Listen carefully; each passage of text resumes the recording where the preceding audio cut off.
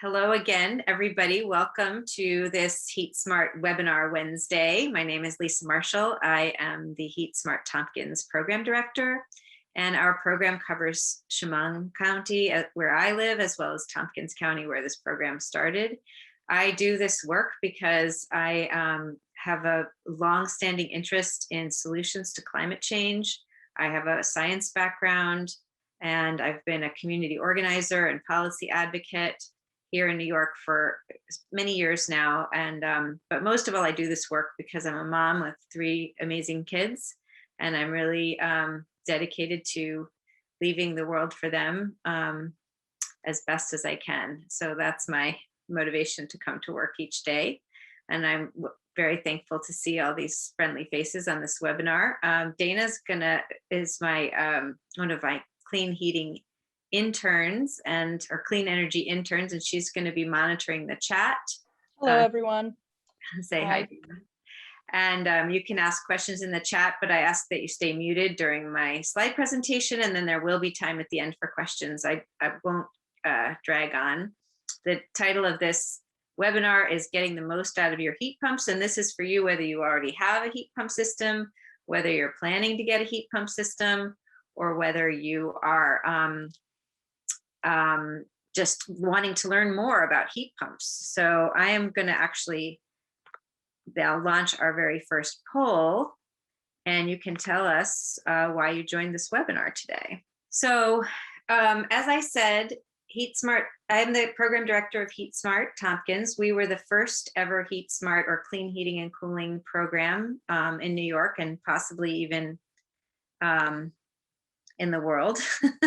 We're a grassroots organization started by just a group of people sitting around the table thinking, what could we do to promote climate solutions in our local area? And they started out with a Solarize campaign.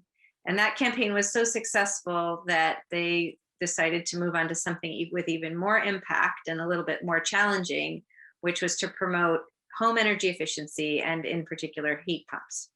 And at HeatSmart, we like to tell you all about the comfort, the convenience, the cost savings, and the climate solutions that home energy efficiency, insulation, air sealing, and especially heat pumps can provide to you.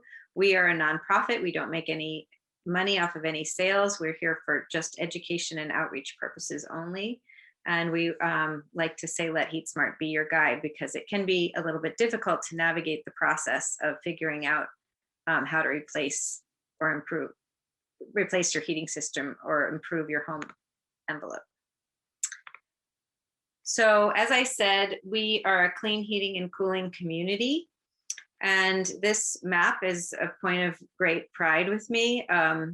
NYSERDA is New York State's Energy Research and Development Authority. And when they heard about what HeatSmart Tompkins was doing, they thought it was such a good idea that they decided to fund our work and to provide grant money for other communities to do the same work that we are doing. And that was just a few years ago now. And as you can see by this map, as of 2021, most counties in New York are now covered by a HeatSmart program or clean heating and cooling program. And that's all because of what we pioneered here in Tompkins County. Well, why would we need such a thing as a clean heating and cooling program anyway? That is because to say it succinctly, we find ourselves in the midst of a climate crisis. We are every year putting more and more greenhouse gases in the air that trap heat in our atmosphere and are heating up the planet to a point that is endangering all human life, as well as the other critters that we love to live with here on the planet. So here in New York, we're really out in front. We passed last year a landmark climate legislation that requires us to reduce those greenhouse gas emissions quite significantly. So 40% reduction by 2030 and an 85% reduction by 2050. And when you look at this graph, you can see, well, where are those emissions coming from? Our buildings are a really big piece of that. And in fact, some of us would argue that buildings are bigger than transportation because of all the leaked methane from natural gas that isn't reflected in this chart. I would say buildings actually is the biggest source of greenhouse gases. So that's why we need to really figure out how to reduce the emissions from our buildings. Well, what's happening in our buildings? This is from Minnesota. It's not exactly the same as New York numbers, but it's pretty close. As you can see, we're using 55% of the energy we're using in our homes is for heating and air conditioning. And I need to find a different chart because really most of that is heating. There's very little energy going to air conditioning in New York State or in Minnesota either. And so we really like to focus on heating, but there's also climate solutions for water heating that we like to talk about, as well as sometimes we talk about appliances, especially cooking. There's electric solutions for all of those that are more efficient than what most of us are using now. So our recommendations to the public are to first take a look at your building envelope. That is how well insulated and sealed your home or building is. And that's because it's pretty obvious, no matter what you're using to heat your building, what kind of energy, you're going to use less of it if the building is well insulated. The second thing, and the thing we spend the most time talking about, are the miraculous solutions provided by heat pumps. There's two main kinds of heat pumps, and we're going to talk about those, and they are much, much more efficient than any other kind of heating on the market. We'll talk about why. And the third thing is domestic hot water, which in that previous chart, you might remember, represented about 15% of the home's energy use. And I've also seen numbers around 17 or 20%. So depending on your water use, probably how many teenagers you have, that might be a really big portion of your home's energy use. So we like to not forget about the water heaters. Well, what is a heat pump? I keep saying heat pumps, but you might not know what I'm talking about. Actually, you already have a heat pump in your house. That's what keeps the inside of your refrigerator cold. And it's the same technology that keeps your refrigerator cold that we use to heat and also provide air conditioning with an air source or ground source heat pump. So most heating systems are going to be burning fossil fuels, and the heat energy from that combustion is heating either the air or some water for radiators in your house. But there's heat energy actually already all around us in the air and in the ground. And so even on a cold day in winter, there's still heat energy in the air. So heat pumps work to transfer that heat energy into a space or out of a space in the summer through the process of evaporation or condensation of a coolant. When you evaporate the coolant in the refrigerant system and the heat pump system, it absorbs heat. And when you condense that coolant, it releases heat. And so that simple process, that simple physics, is what makes a heat pump work. And you can just reverse the process if you want cooling. So why heat pumps? Why are they so great? Well, as I said, they're super, super duper energy efficient because they're not creating heat, they're moving heat around. So the energy is used to just run the heat pump, but not to create the heat. They provide both heating and cooling. They dehumidify, which in our damp summers or on a day like today is a real benefit for your comfort and also the air quality in your home. They can also be used to heat hot water. And they can improve your indoor air quality as they dehumidify and filter the air.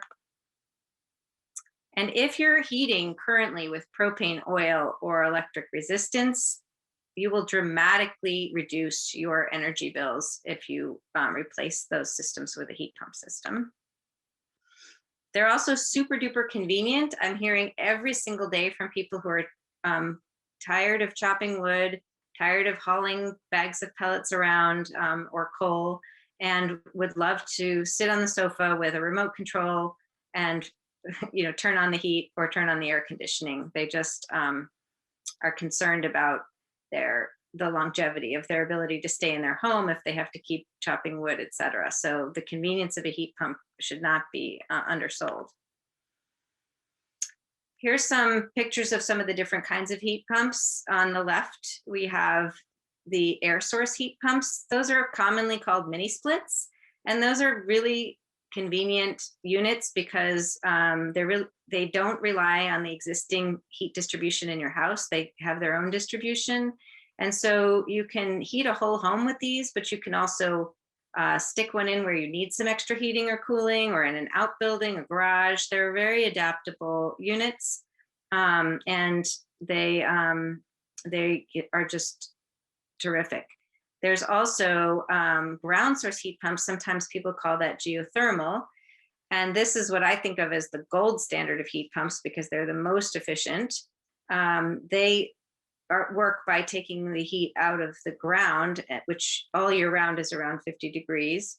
So that's why they're so efficient. You know, the air outside maybe will drop to -10, but even on a cold day, the ground is still around 50 degrees. So that really improves the efficiency. They're also the very, very long lasting heat pump systems. So it is expensive to put them in. It's disruptive. You have to either dig up your yard or have a well driller come in to sink a borehole into your yard. But once that's all done, you have a long lasting and super efficient system.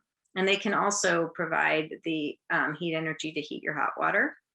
And then here on the right, we have the standalone heat pump water heater, which is the bottom part is like a traditional electric water heater, but this little gray thing on top is a heat pump that is heating that water. There's an electric coil in the bottom part that keeps that water warm once it's hot, but the heat pump is doing most of the work, and that's what makes it so efficient. A little bit more about ground source heat pumps. Here you see a forced air system on the left, and you can see this is the ground loop being put into these trenches here on the right. So for people who have a fair amount of property where a trench like that could be dug, that is a great solution. But if you don't have that much property, or if you're sitting right on top of bedrock, that's also easily done by sinking a vertical borehole into the ground. I don't have a picture of one of those right here. And here again are the air source heat pumps, or the ductless mini splits. There are actually also centrally ducted air source heat pumps, and we don't talk about those very much, but that's actually another option. But these mini splits are very popular, and that's what we most often see. And as you can see, there's an outdoor unit and there's refrigerant lines that go to and from the indoor heads. Here are pictured high wall mounted heads, which are very common, but there are also ones that are mounted on the floor that look more like a traditional radiator. And there's even some funky and interesting indoor units that look kind of like a framed picture on your wall. So there's some different options there. One thing I want to emphasize is that, you know, it's a common misconception that air source heat pumps don't work in cold climates, and that's just really not true anymore. There are terrific cold climate heat pumps that all of the installers we work with put in. And I'll tell you, I traveled to Norway 2 years ago, and Norway is much colder than it is here, and everyone there has an air source heat pump. So they really, really do work in cold temperatures if they're sized right and installed right. And again, the heat pump water heaters, these don't get enough credit. They really are terrific. And right now, there's some really good incentives to make these more affordable. There's a $700 rebate from the utilities, as well as a $300 federal tax credit. And those are available to everyone. And if you're income qualified, you can get additional grants through HeatSmart and through NYSERDA to help pay for these guys. And they won't work well for every home. They are a little taller than a conventional water heater. So if your basement is really short, it's probably not going to fit. And you don't want one in a utility closet in your living area, generally speaking, because they do take heat energy out of the air to heat up the water. So they're cooling the air around them. And they can be a bit noisy. So it's not something you want right in your living area. But for a lot of homes, these are a terrific solution. So this webinar is going to focus on getting the most out of these heat pump systems. And so we've developed a few different points for you to consider. And the first and the most important point, I would say, with either a ground source or an air source heat pump system is set it and forget it. So most of us are used to a fossil fuel system where you turn it down at night and turn it back on in the morning, or you have it turned down by a thermostat when you leave for work, and then you have it turned back higher when you come home. You do not want to do that to your heat pumps. It's not very nice. They don't like it. They don't operate well, and they're less efficient actually if you keep turning them up and down. So the best thing is to find a comfortable temperature for your heat pumps, set that temperature, and just let them do their work. We can't emphasize that enough. And it does take some getting used to for people, because we're really used to thinking that the most energy efficient thing to do is turn your heating system down and turn it back up. But, and I used to work in a school where we had heat pumps and we turned them way down at night. And we weren't saving money on our energy bills doing that. And the teachers and the kids were all freezing and miserable the whole first half of the morning as the heat pumps took time to heat up those big spaces. So please do not do that. And if you have an air source heat pump, a mini split, it's controlled by a remote control. And there's an auto mode for heating and cooling. And the heat pump installers say, do not use the auto mode. Either keep it in heating mode or in cooling mode, because otherwise, if on a sunny day in the winter, and the sun's shining maybe on your heat pump unit, it might think it's hot and turn on the air conditioning. Or on a cool summer night, it might turn on the heating, and we don't want it to do that. A last thing is you'll have, again, with the air source heat pumps, and you have a remote, say you want the air in your room to be 68 degrees. If you set it to 68 degrees, the air in your room won't be 68 degrees because it's measuring the temperature close to the unit, not the whole room. So you may have to set it at a higher temperature than you're used to get the temperature that you really want it to be. So once you find that temperature though, set it and forget it, and do not do not mess with it. Which isn't to say that if you were going away for a month and you wanted to leave your heating running, you should leave it at the temperature you want to live at. Of course, you could turn it down, just would expect it to take some time to ramp back up when you get home from Florida.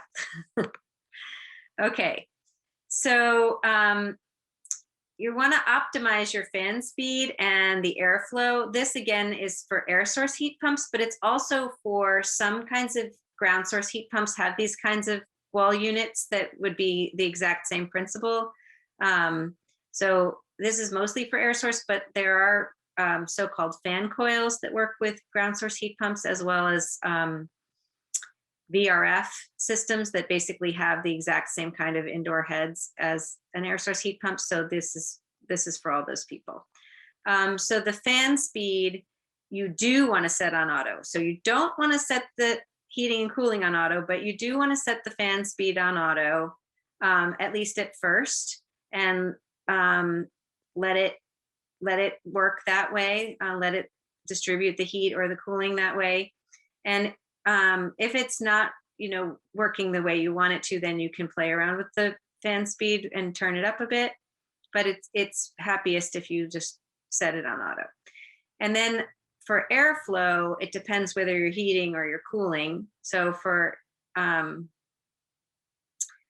cooling, then as it says here, as it shows in the diagram, you want to direct the air up, and for heating generally you want to direct the air down. Okay. Very important is to clean the filters. It's very easy. Actually, we have some videos on our website that show cleaning the filters. They just pop out. It's very simple, and you can either rinse them off or vacuum them off.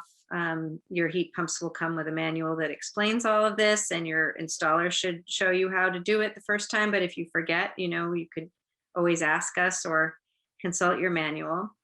And how often you have to do that really depends on your household. So if you took my household with my messy old house full of dust and pets, I would probably need to clean those out quite frequently, at least once a month. But some of you might have much cleaner, less dusty, less hairy households, and you might not to, you might only have to clean your filters once every 3 months. Actually, I might have to clean mine even more often if truth be told, but I'm not sure how truthful I want to be about that. So it's very important to keep your filters clean.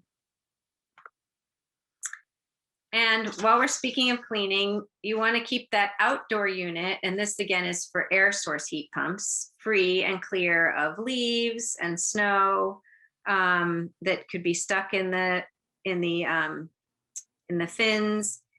Some people like to build a little house for their air source heat pump outdoor unit. That's not necessarily necessary, but if you live in a place that gets a lot of snow, or where the wind blows the snow and it piles up, you might want to think about doing that. You have to be careful though. You want to make sure there's plenty of airflow around the unit. So you don't want to restrict the airflow. And, you might worry about ice or snow accumulating on the coils themselves.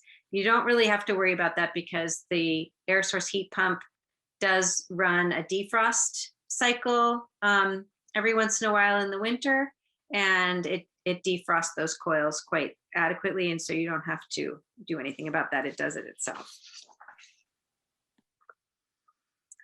So annual servicing of your heat pumps, whether you have ground source or air source heat pumps, these are high-tech equipment, and it's really important to maintain them regularly to ensure peak performance.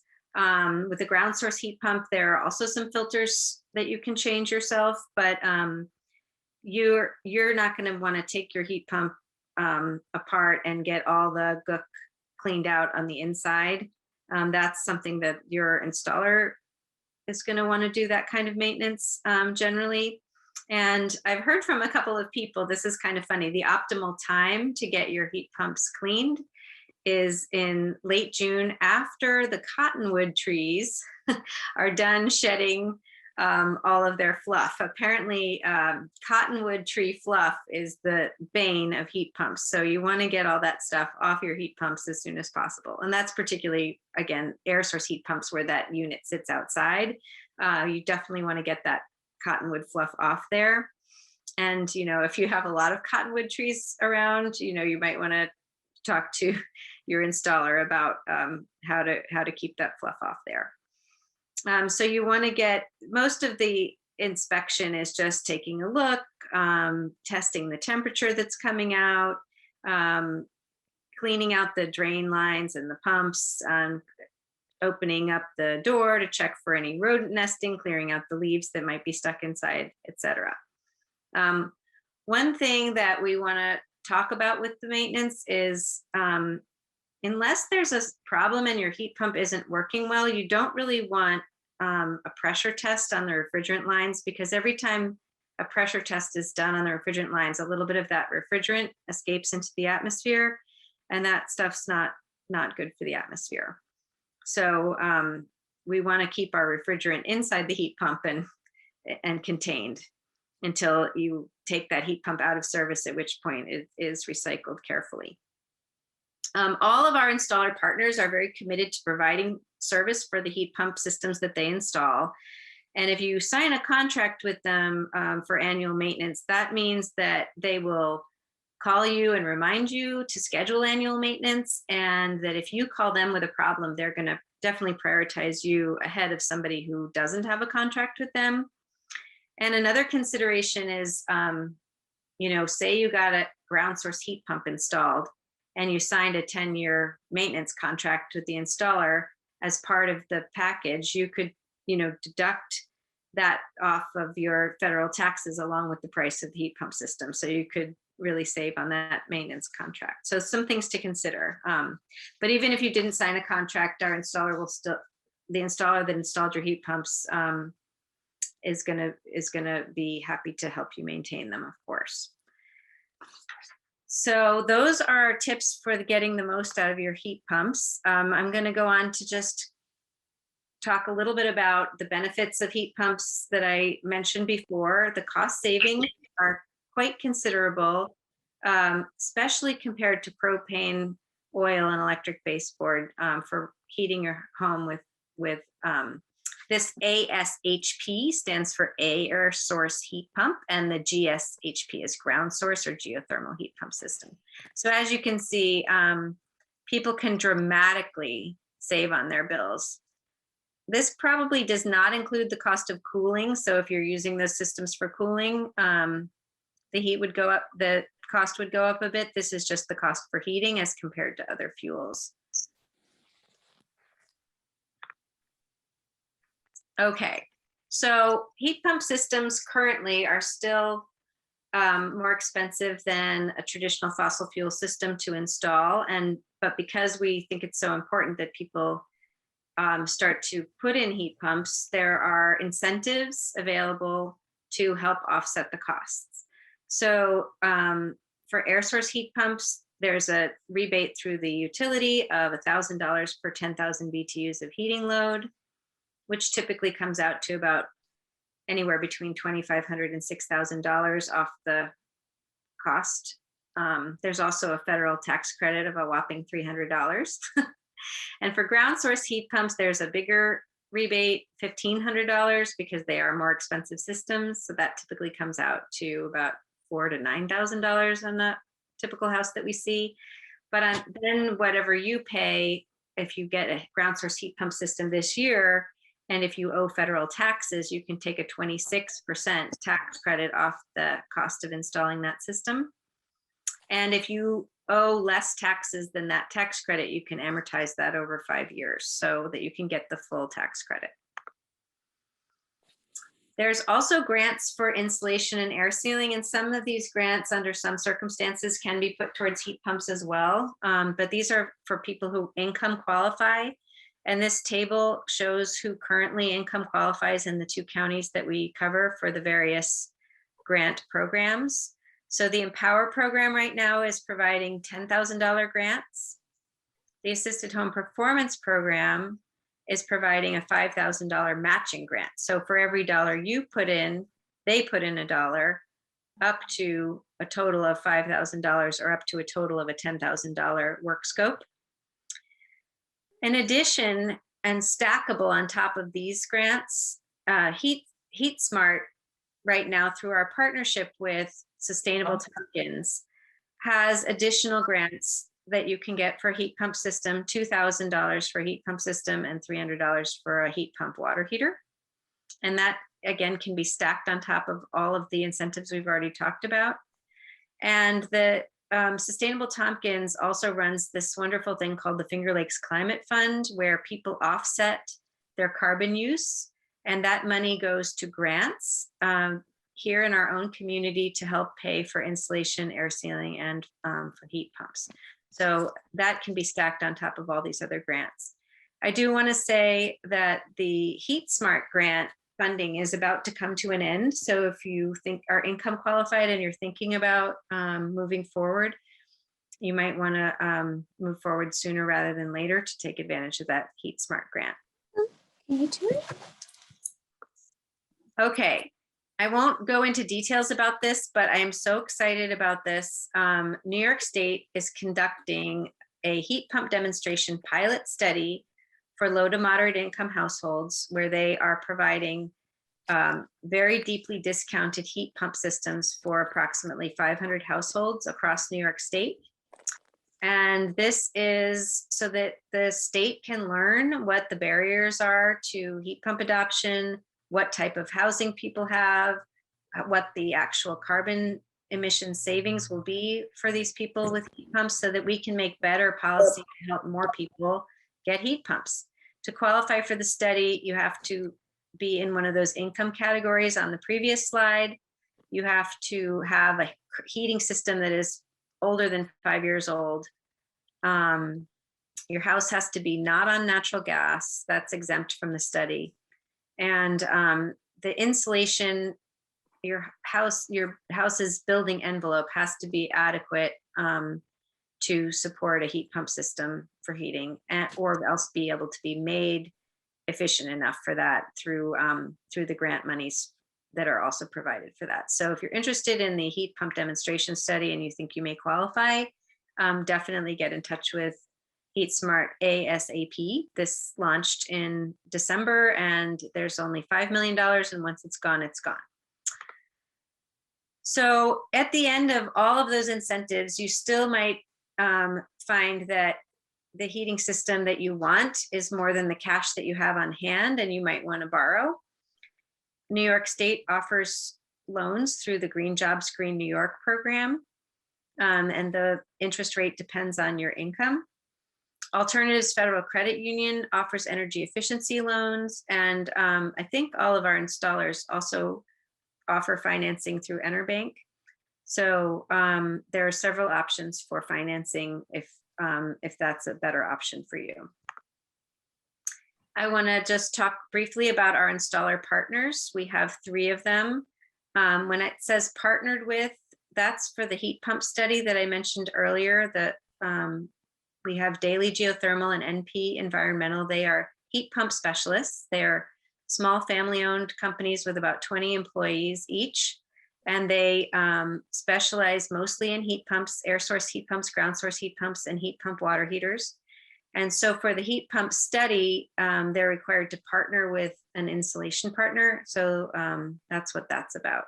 And then our third partner is Halco Energy, and they do it all. They do heat pumps of every kind. They do plumbing, they do solar panels, they do home performance, energy efficiency upgrades, basement waterproofing, et cetera, et cetera. And so for the heat pump study, they don't need to partner with anyone because they're a one-stop shop. So that's it for my presentation. If you're interested in finding out more and getting a free assessment from one of our partners, we ask that you go to our website or give me a call and enroll with HeatSmart. That enrolling means you just fill out a short form with a little bit of information. It's very quick and easy. And you select a contractor to come to your home and give you a free assessment, which is no obligation. Oh, I should also just say about our contractor partners. Let's go back to them for a second. I guess I can't go back to them. It's not letting me. There we go.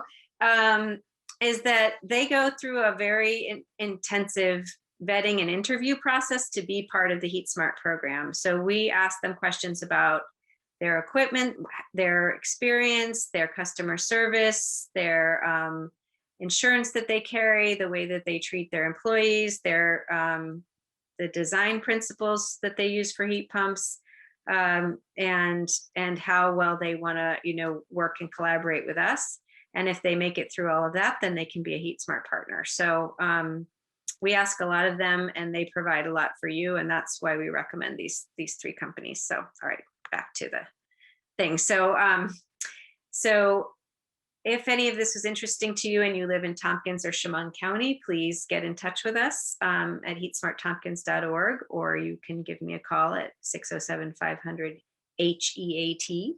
If you are outside of Tompkins County, you can find or Chemung County, you can find the program closest to you by going to getheatsmart.org. So I'm going to stop here. You're probably all very tired of hearing from me, and open it up to questions.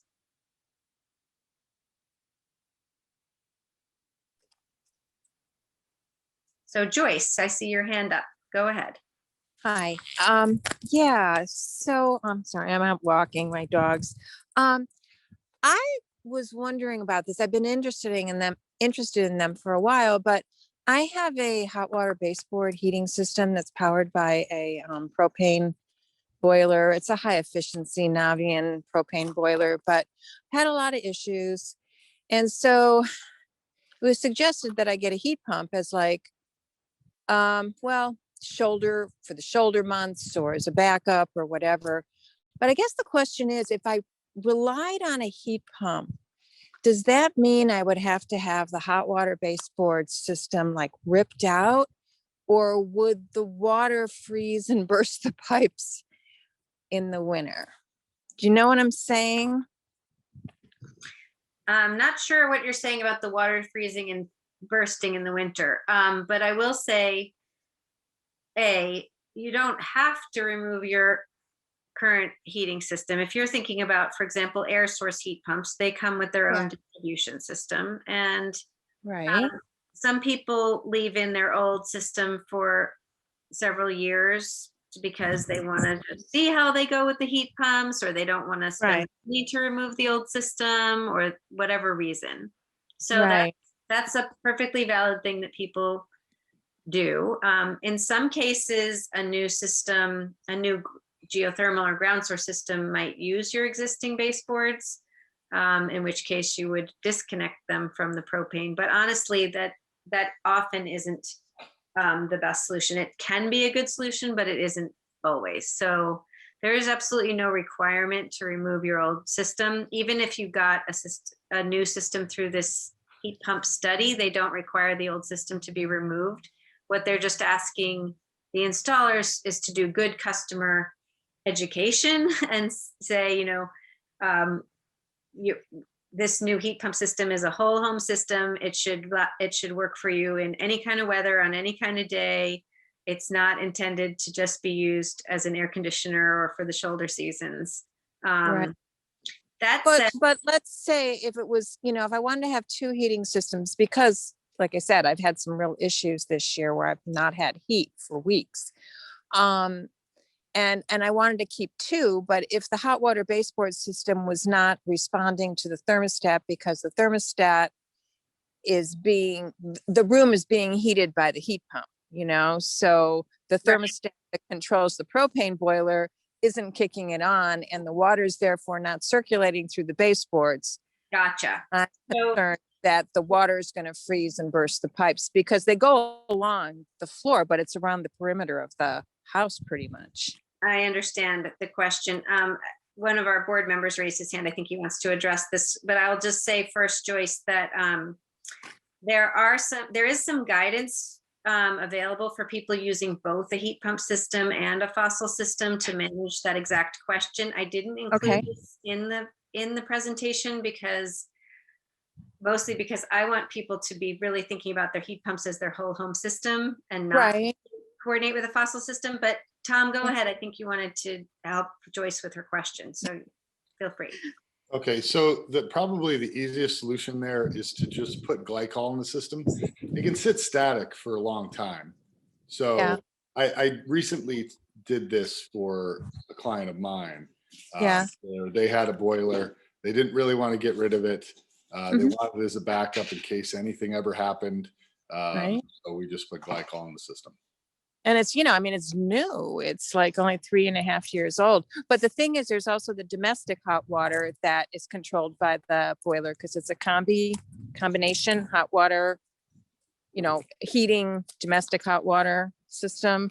So I've read that the glycol put in there could somehow mingle with the domestic hot water, which is then not a good thing. Well, I think probably a solution there is to put in a heat pump hot water heater, but most tanks now are double insulated. If it were installed in the last 3 years, it should not have that capability to mingle those two. Okay. All right. Well, that's really helpful. Thanks. That was super helpful. I appreciate that, Tom. Thanks for jumping in. Tom just joined our board in January, and he's been very helpful. Got it. Yeah, that's really, really important information for me. Yeah, terrific. Other questions or comments? Don't be shy. You don't have to figure out how to raise your hand on Zoom. You can just unmute and talk, or you can type something in the chat. Anything's fine. Okay, so I'm wondering about this minus 19 degrees Fahrenheit. I mean, it is possible to get colder than that here. Yeah, I mean, after a certain temperature, they will turn off, but I don't know what to say about that. I mean, I've lived here for 11 years and it's never gotten close to -19. So, and it's getting warmer every year. So it is certainly possible. And that would be definitely uncomfortable, but we are not seeing a lot of those kinds of extreme cold temperatures in this region anymore. And, I have a pond and we haven't even been able to skate on it in the last 10 years. So I'm not saying it isn't possible, but it's certainly not anything we're planning for. Okay, thank you. Yeah. Thanks for bringing that up, June. Along those same lines, if it were to be -19 for like 5 hours in the early morning and then it started warming up, would it just immediately start working again?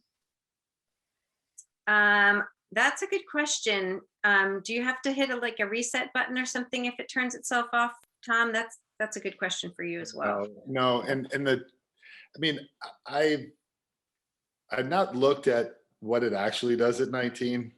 Not all of the systems shut off at 19. Some of them go down to -30. So it's more its capacity and its efficiency drops off radically. But some of them do have a threshold where they stop attempting to operate. Yeah, I mean, obviously, if it's extremely cold outside, that heat pump's going to be working really hard to extract the heat from the air and heat your house. So that 200 to 250% efficiency, it's not going to be that efficient at that point in time. And again, we're just seeing fewer and fewer days where that's even an issue. I don't think we've really reached negative temperatures at all. And I live high up on a hill and in a colder growing zone than Ithaca by like several weeks. And I don't think I've seen any that temperatures that low in several years. So it's definitely something to think about. What would you do? But I think I think we're more concerned about how hot it's getting for the most part. More questions? I have another one. So the mini split units, each one has its own thermostat. Is that correct? Yes, each one has its own remote control. Okay. So you sort of have zones automatically in your house. Our old program director used to say air source heat pumps are good for your marriage because inevitably one of you wants it warmer and one wants it cooler. So you can, have it warmer in the sewing room and cooler in the office or whatever. Certainly a possibility, but yeah, that as long as you can find the remote, which would be my problem. Actually, Lisa, Yeah. so not all of them are remote. I have a wireless system that's static to the wall at my place. So a lot of them do come. The head mounts come with a remote that can get lost, and it's annoying. But that's not it's not a requirement for the system. You can have a static wall-mounted thermostat. Right. Well, most of the ones we see have remotes, I guess I would say. Yeah, Okay, and a ground source system runs off of a thermostat. And as I said, there are centrally ducted air source heat pump systems as well. So that would be the case for that. June, did you want a follow-up question? If you do. That's good. Thank you. Related to that, I do have a question. How many heads is it normal to have? So, let's say you had one unit, how many, and you have multiple rooms in your house. So do you have a head in each room or how does that work? Yeah, that's a terrific question.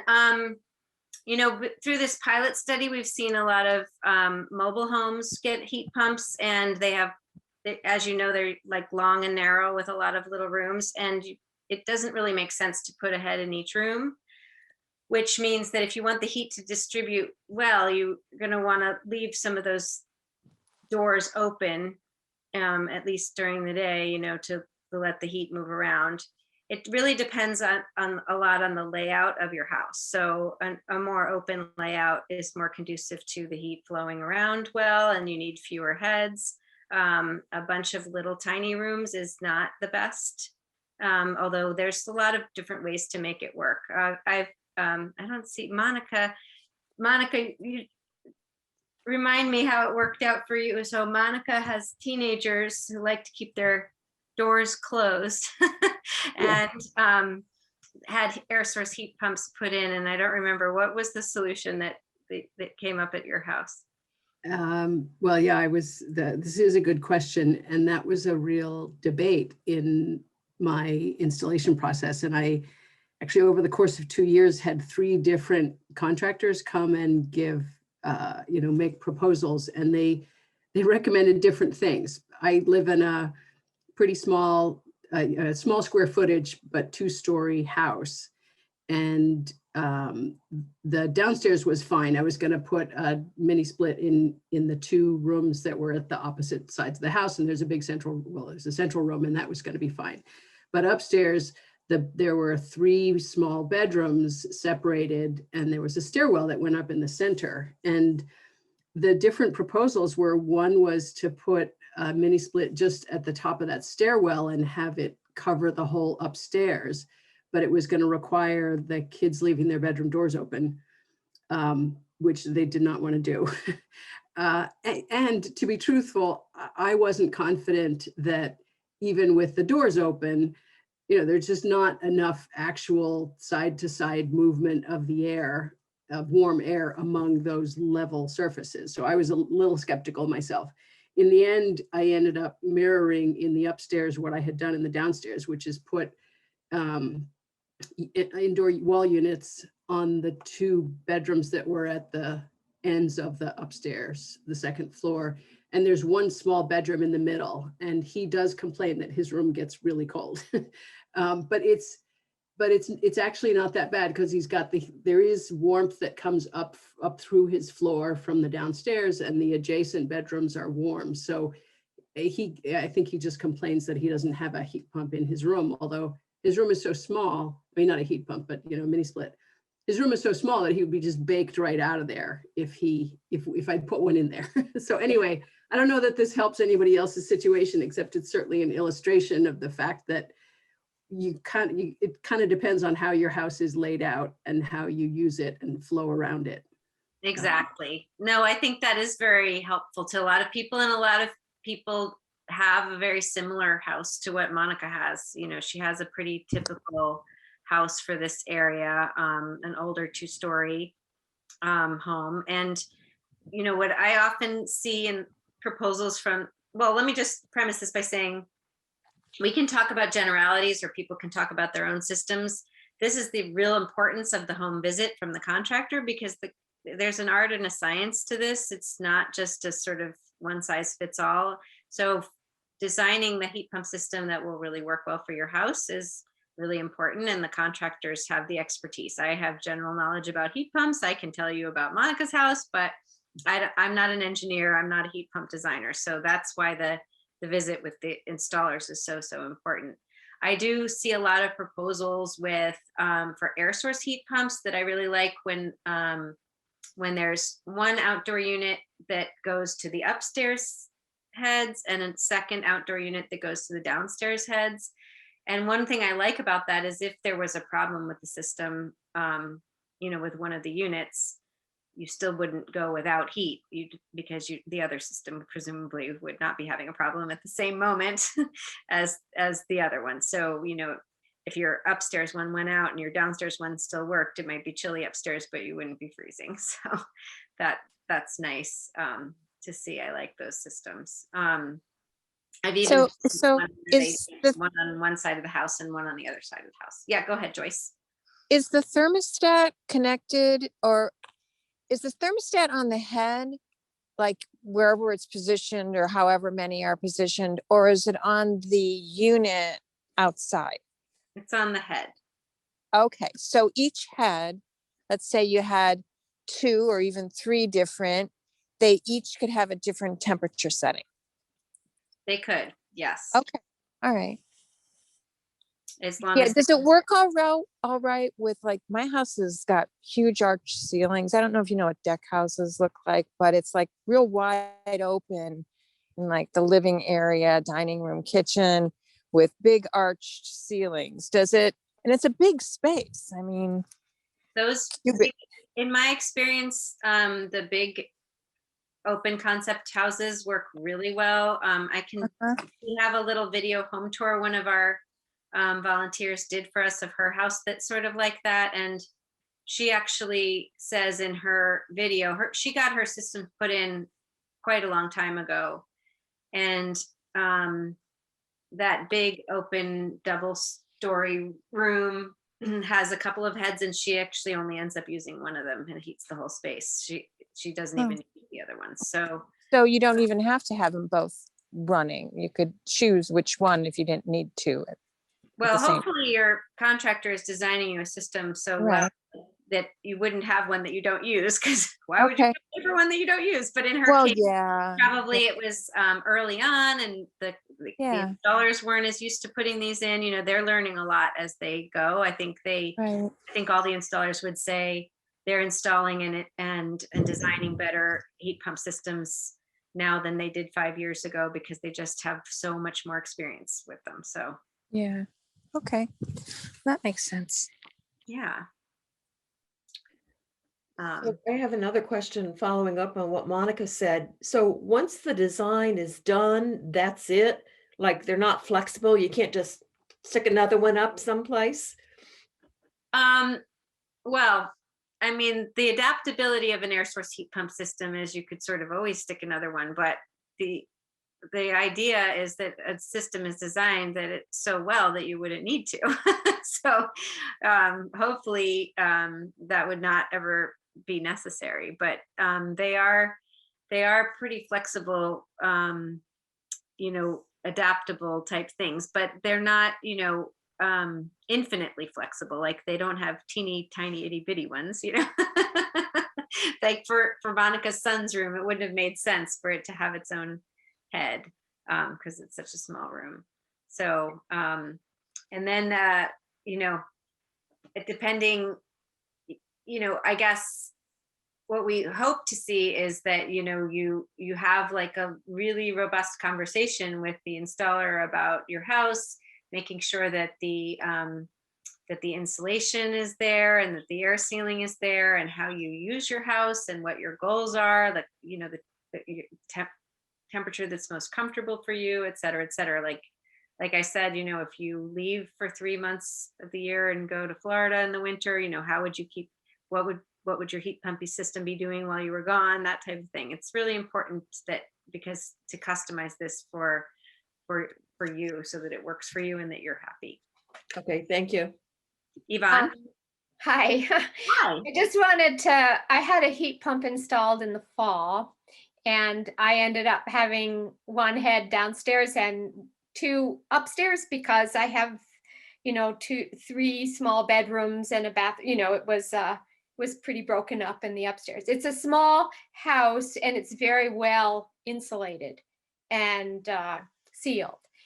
And what I found, much to my surprise, is that much of the time I can just use the one downstairs, because previously I had a gas-fired boiler and a hydronic system. So I had a radiant floor and baseboard upstairs, and I definitely needed to heat both floors with that system. But with the heat pump, because it circulates the air, I guess the heat went upstairs. So I keep the doors open, but it's cool, a little cooler up there, but it's still the heat pump downstairs seems to be able to keep the upstairs basically warm as well. So just, yeah. And in order, because I just wanted to mention something too, because the gas-fired boiler is actually installed in a shed outside, we made sure to keep antifreeze in the system,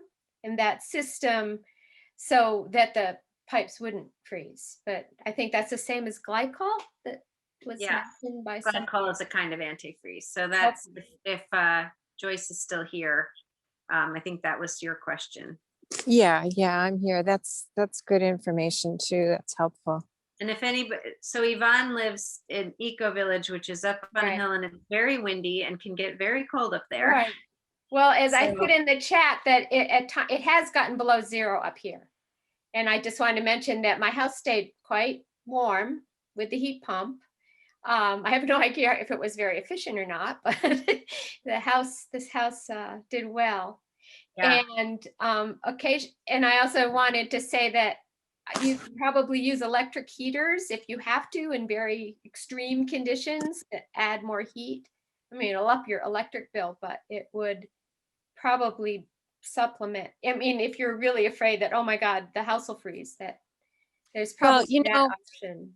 The Yeah. thing about electric heaters, though, I found this winter when my system kept going. See, I used to have a whole house pellet boiler system, which was a total disaster.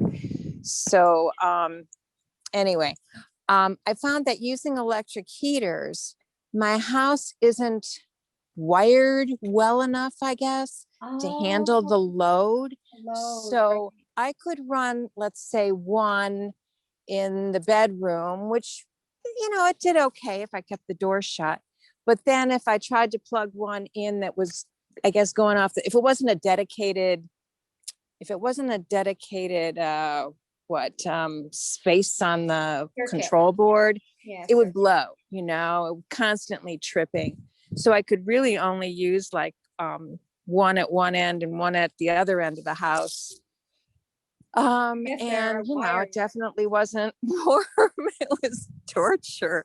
It was Yeah. awful. Well, one It of was- the things we're learning through this heat pump study is how, you know, building electrification, getting a heat pump water heater, a heat pump heating and cooling system, hopefully going to an induction stove instead of a gas or propane stove.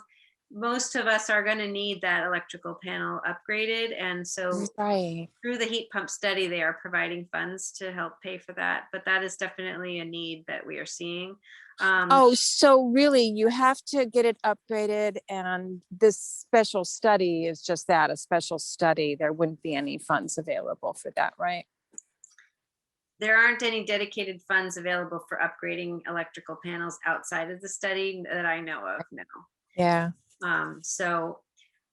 Well, I don't want to keep you over time, and I just know that probably people have a lot of options of what to do on a Wednesday night, and I appreciate you taking an hour with us here at the HeatSmart team.